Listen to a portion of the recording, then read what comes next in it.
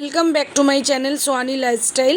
দেখো একটা নতুন ব্লগ নিয়ে তোমাদের সামনে চলে এলাম। ওর বাবা তখন ছিল না, এই উপোসটা কিভাবে করেছিলাম কিন্তু আমি এই ফলগুলোই কিছু নিয়ে যাচ্ছি। এত ওয়েট হবে, ঘটি নেব। আর এখানে ফুল আছে, সব রকম ফুল, বেলপাতা সব রাজীব এনে দিয়েছে। তোমার দাদাভাই তো নেই। বাড়ির পুজোটা করে তারপরে আমি যাব, সন্ধে হয়ে আসছে। ফ্রেন্ডস, এইটাই কিন্তু আজকে নতুন, এইটায় শিব ঠাকুর, বাড়ির ঠাকুরকে পুজো করে নিয়েছি, এসে জলটা ঢালবো। চলে গেল, সেই জন্য শাড়ি কেনা হয়নি। বাড়িতে এই শাড়িটা নতুন ছিল। চলো দেখো, সোয়ানি আমি রেডি হয়ে গেছি। সোয়ানি রেডি হয়ে গেছি, এই লাল আর সবুজের এই যে শাড়িটা। সোয়ানির অ্যানুয়ালি পরীক্ষা বাকি ছিল, সেই জন্য আমি কোথাও যেতে পারিনি। তার মধ্যে ওর পাপা ছিল না, এর মধ্যে আমরা দুজন মিলেই দেখো বাড়িতে ছিলাম আর উপোসটা করছিলাম, শিবের উপোস। চলো তোমাদের দেখাই।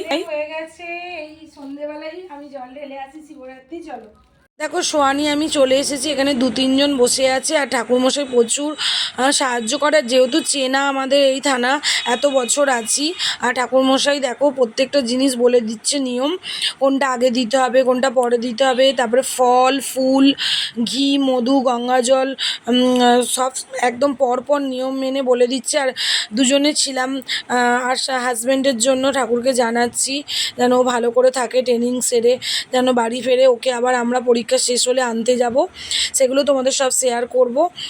একটা চ্যালেঞ্জিং সময় চলছিল আমাদের জীবনে। হলদিয়াতে মা মেয়ে একাই ছিলাম, কেন হাজব্যান্ড কিছুতেই আমাদেরকে ছেড়ে ট্রেনিংয়ে যেতে চাইছিল না, কেন আমাদের কাছে কেউই ছিল না।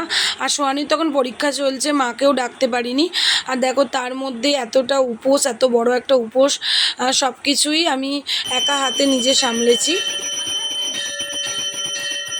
দেখো শিবের মাথায় জল ঢালতে খুবই ভালো লাগে। অনেকগুলো বছর শ্বশুর শাশুড়ি মারা গিয়েছিল বলে কালা ওষুধের জন্য ঢালতে পারিনি, এই বছর মন দিয়ে জল ঢালতে পারছি আর খুবই ভালো লাগছে।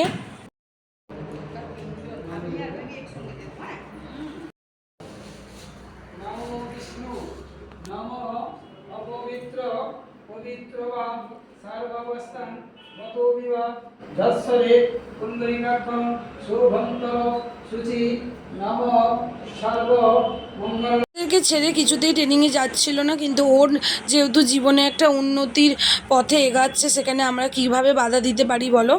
আর দেখো ওর জন্য ঠাকুরকে জানাচ্ছি ওর শরীরটা যেন ভালো থাকে। এবার শিবরাত্রি আবার যতই হোক বড্ড একা একা লাগছিল। ওর অফিসে থানায় ওই ছিল না, সেই জন্য বাড়িতে এসে দেখো জল ঢেলে দিলাম, দিয়ে এখানেই শেষ করলাম ব্লগটা। ভালো লাগলে লাইক করো।